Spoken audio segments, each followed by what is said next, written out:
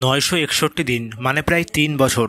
3টি ক্যালেন্ডার বছর পেরিয়ে গেছে, কিন্তু একজন ক্রিকেটারের স্বপ্ন এখনও অধরা। তিনি ভারতীয় দলে আছেন, সফরে যান, প্র্যাকটিস করেন, কিন্তু সুযোগ পান না। আজকের এই ভিডিও সেই ব্রাত্য থাকা ক্রিকেটারের গল্প, অভিমন্যু ঈশ্বরন। হ্যাঁ, একজন প্রতিভাবান, পরিশ্রমী কিন্তু অবহেলিত ক্রিকেটারের সংগ্রামের কাহিনী। অভিমন্যু ঈশ্বরন বাংলার সন্তান, একজন ওপেনার, একজন শান্ত স্বভাবের যোদ্ধা, যার হাত ধরে অনেকবার ম্যাচ জিতেছে বাংলা। ঘরোয়া ক্রিকেটে অভিমন্যু হলেন সেই নাম যিনি 103টি ফার্স্ট ক্লাস ম্যাচ খেলে 7,841 রান করেছেন। এমনকি তার গড় 48.70, 27টা শতরান এবং 31টি অর্ধশতরান রয়েছে তার। অতীত নয়, বর্তমানে তিনি আরও দুর্দান্ত। শেষ 10টি ইনিংসে 4টে শতরান, 1টি দ্বিশতরান, 2টি হাফ সেঞ্চুরি, অপরাজিত 200, 191, 157 মতো ইনিংস। আর এই সংখ্যাগুলি শুধুমাত্র পরিসংখ্যান নয়, এগুলো এক একটা মঞ্চ যেখানে অভিমন্যু নিজের জবাব দিয়েছেন। 2022 সালে প্রথমবার ভারতের টেস্ট স্কোয়াডে ডাক পান অভিমন্যু।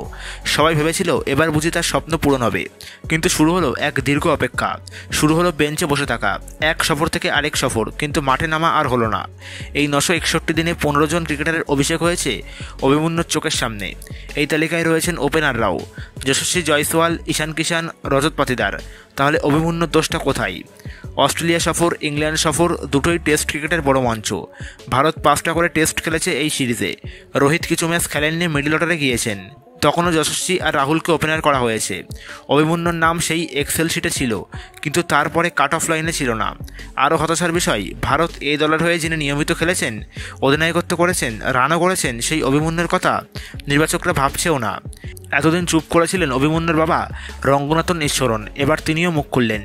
টাইমস অফ ইন্ডিয়াকে দেওয়া এক সাক্ষাৎকারে তিনি বলেছেন, 3 বছর ধরে আমার ছেলে শুধুমাত্র দলের সঙ্গে ঘুরছে, কিন্তু সুযোগ পাচ্ছে না, রান করেও ব্রাত্য।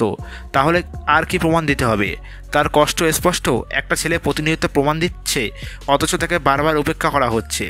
রঙ্গনাথন আরও বলেন, আইপিএলের পারফরমেন্স দেখে টেস্ট দল বেছে নেওয়া উচিত নয়। তিনি সরাসরি ইঙ্গিত করেছেন সাই সুদর্শন বা করুণ নায়ারের সুযোগ পাওয়া নিয়ে। অভিমন্যু যেখানে ইরানি ট্রফি, দলীপ ট্রফিতে 800+ রান করেছেন, সেখানে করুণ ততটাও খেলেননি। তবুও করুণ দলে, অভিমন্যু নয়। এই কাহিনীর শেষ কোথায়?